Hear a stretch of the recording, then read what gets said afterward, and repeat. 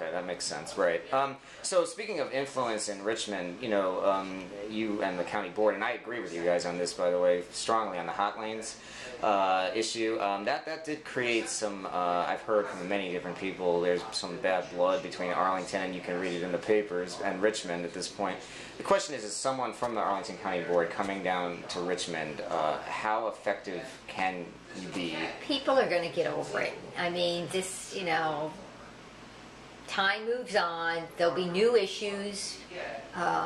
There'll be interest in working with me because I'll be another vote that somebody will want to secure on issues. Again, the hot lanes thing was used as a political football. It was intended to actually make a point about the value of really doing a full analysis, multimodal study, including the environmental impact part of it before you move forward. Right. And even the Republicans in their calmer moments would agree that you have to do it right. So I think there is agreement, more than you might expect, on what the goal was of the suit.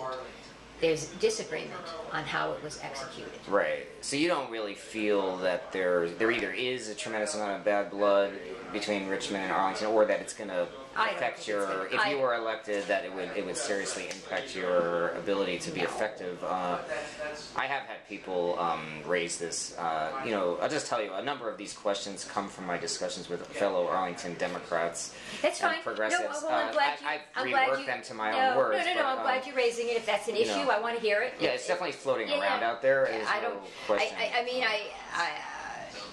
I am repeatedly told that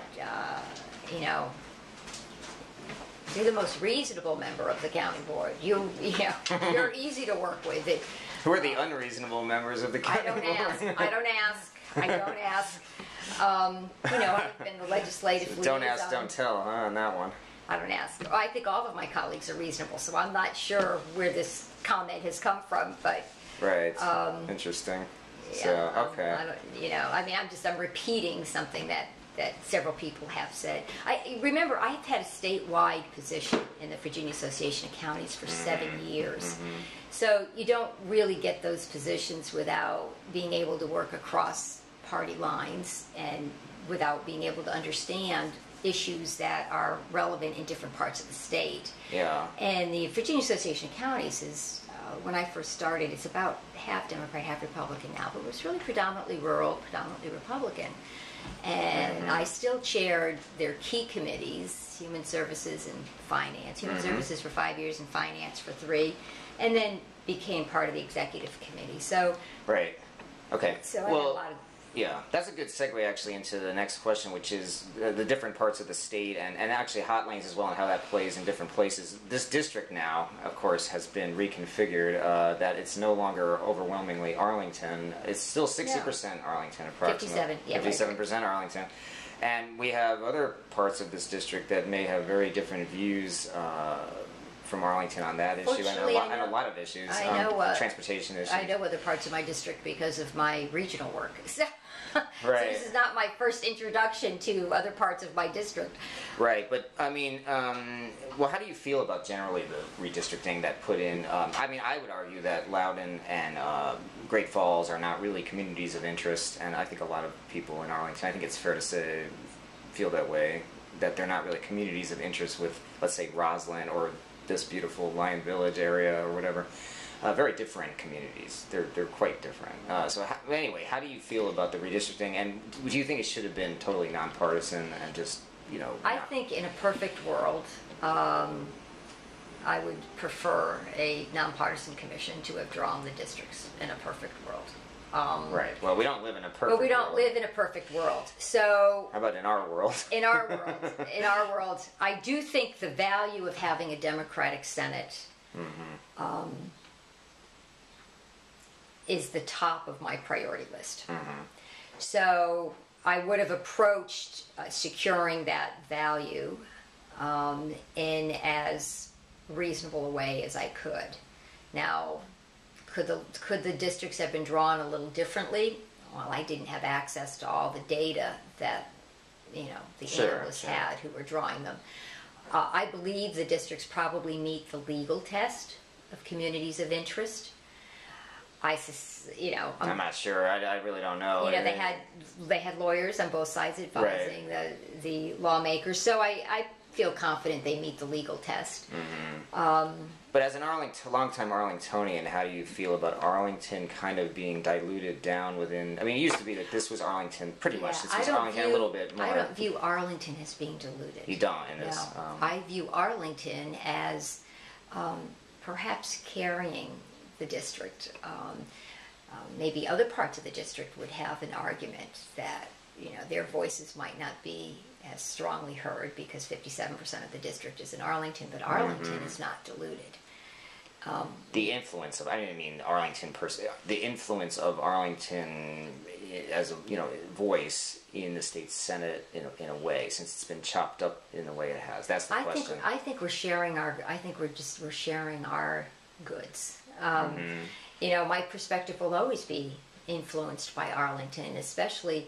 I mean, I served on the county board for 14 years.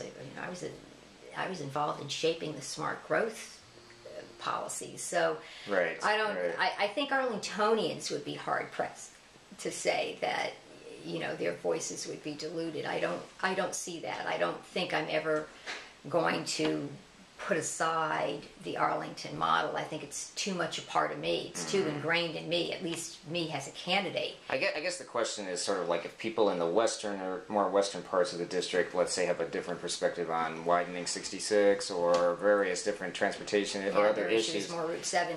Route 7 or whatever the issue is. Well, their issue's always there. And you know, there's more commonality than not. Even if when I talk to my Loudoun people, and I'm talking to the Greenway group, I'm talking to the Dulles group, I'm talking to the groups I always talk to, the Northern Virginia Realtors. You know, I had to talk to them when I was on these regional commissions, and still am.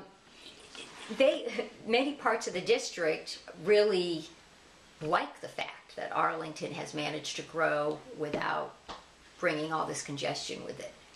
So they would like to figure out what parts of smart growth actually work for them. And they view my experience as perhaps being a plus.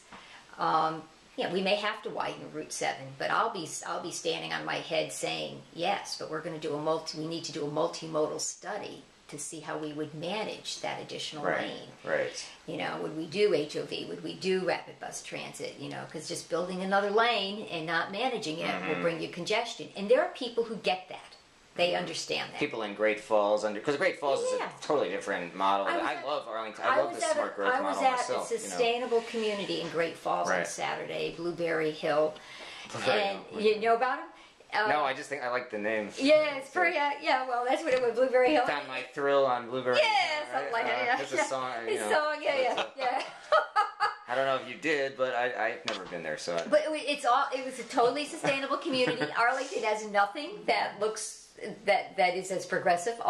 They have 19 homes. They all had solar panels. They had, you know, low water usage, and it was very cool. So I guess you just got to be careful of how we categorize what people think of other parts of the region, because I have found, being out in my district, that there are people, most of the people I've run into care very much about the environment. They're very green, and they're trying like heck to deal with reasonable transportation options that, you know, reduce congestion, and they get that.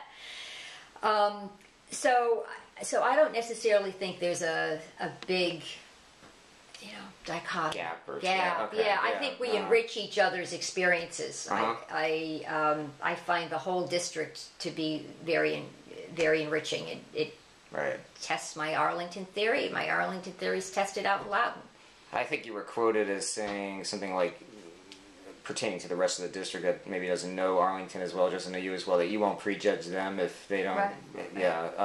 What did you mean by that exactly? I mean, well, again, it's getting back to these perceptions that people have. You think they're there, though? I mean, there's something there. There may be some, but most people are willing to get to know me, accept me great face value. The majority of voters don't have preconceived perceptions.